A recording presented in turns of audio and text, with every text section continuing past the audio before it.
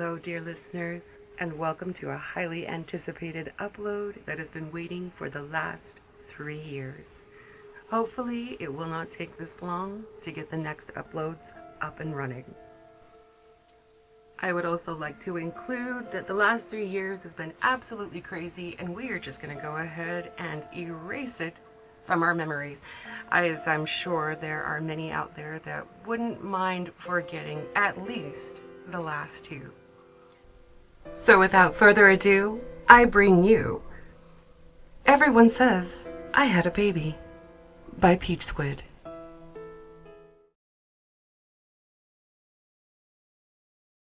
My neighbor brought over some baby shoes the other day. They were pink and had glitter on the toes and sequined flowers on the sides. We cooed over them for a few minutes, and I told her how much I appreciated the gift. After she left, I threw them in my bedroom closet with all the other baby junk I'd been given over the past 6 months. 6 months ago, everyone in town started to ask about my baby. I do not have a baby. I have never given birth or even been pregnant. I thought that I was being mistaken for someone else. I mean, I'm not particularly unique looking. Maybe some other short, dark-haired and hazel-eyed girl gave birth recently. But I am shy by nature and Southern by birth, so I was too polite to say, "You're wrong, you have the wrong person, I don't have a baby." I said things like, oh, okay. Mostly because it must have been a case of mistaken identity. People brought over baby clothes, a crib, a swing that plugs into the wall and jiggles, toys and shoes and diapers. A very weird situation to be in, for sure. But then, to put it plainly, things got weirder. I was in the grocery store and the manager, a friendly older man, came up to me and asked about my sweet little girl. He asked if she liked the different formula he had suggested and if I wanted more. I just smiled. When I got home, I found formula in my grocery bags and an almost empty can in my cabinet. I don't even remember putting it in my cart. The thing is, everyone has been so nice to me, and the situation is just so odd that I started to go along with it. "How's the little darling today?" a neighbor would ask when I went to get the mail. "Oh, she's wonderful, sleeping through the night," I'd answer. Then a young woman that got coffee at the same place as me asked about a play date with her 9-month-old and my then 5-month-old. I sort of blew it off. Next time I saw her, though, she talked about setting up another play date and how much fun our 2 darlings had. She showed me a picture on her phone. "Aren't they just precious in this picture? Your little girl has the most beautiful blue eyes. Her dress really makes them pop. Here, I'll text this to you." I looked at the picture and saw a chubby baby in a red shirt and blue shorts.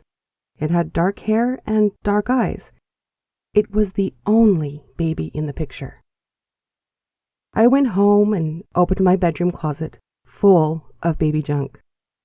I pulled out teddy bears and an unopened box with a changing table in it. I pulled out a shopping bag with new baby clothes. I dumped it out onto my bed and looked through them. I found a light blue dress. A few weeks ago, I decided to call my mom. "Hello," she answered.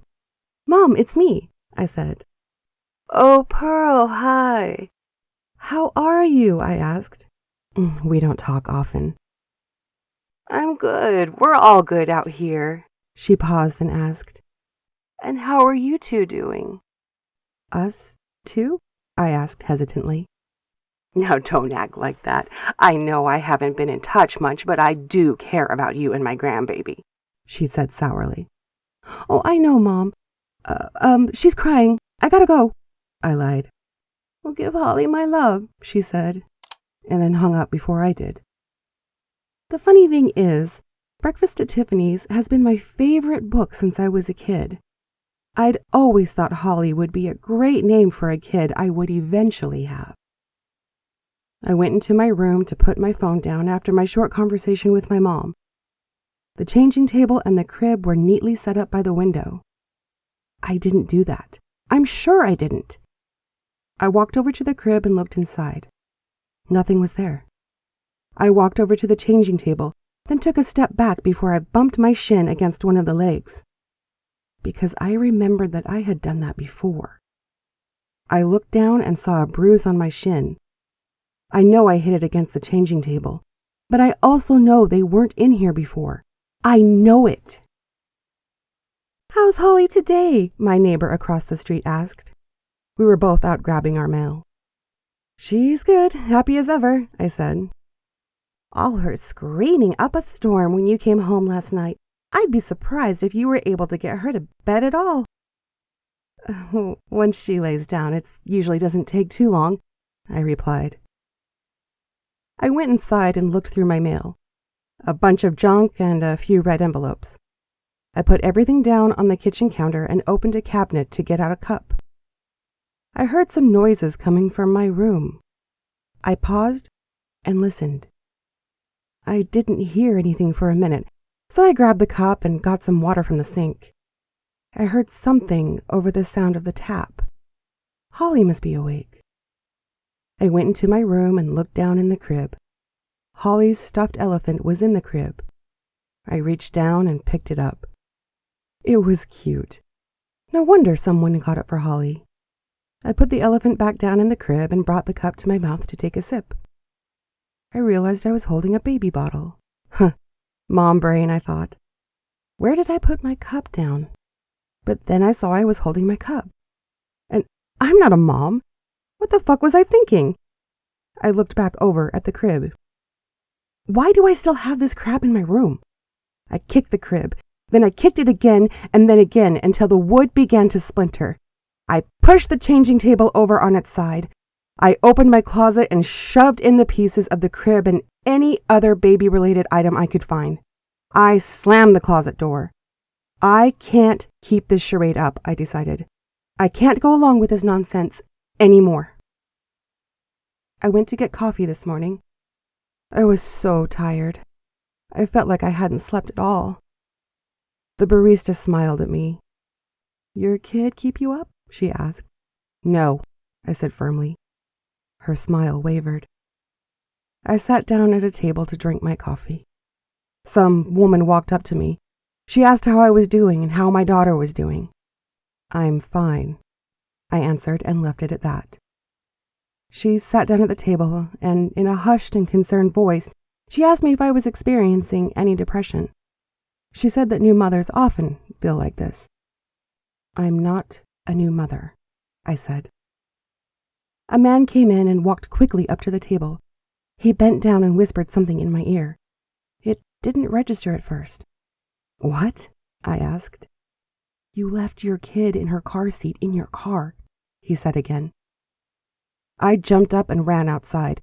I unlocked my car and opened the back seat. How could I be so stupid? How fucked up am I to leave a kid in the car? But nothing was there. No kid, no car seat. I drove home. I sat on my bed and looked through the pictures on my phone. I looked at the picture of the chubby kid in the red shirt. I stared at it. Where is she? Where is Holly? There's only one kid in this picture, but everyone else says there are two. Chubbs and my little Holly. Bright blue eyes, blue dress. She does look so pretty in that blue dress. Now I have a bit more to write, but Holly just started to cry. I need to go check on her. Not quite sure what to say about this one.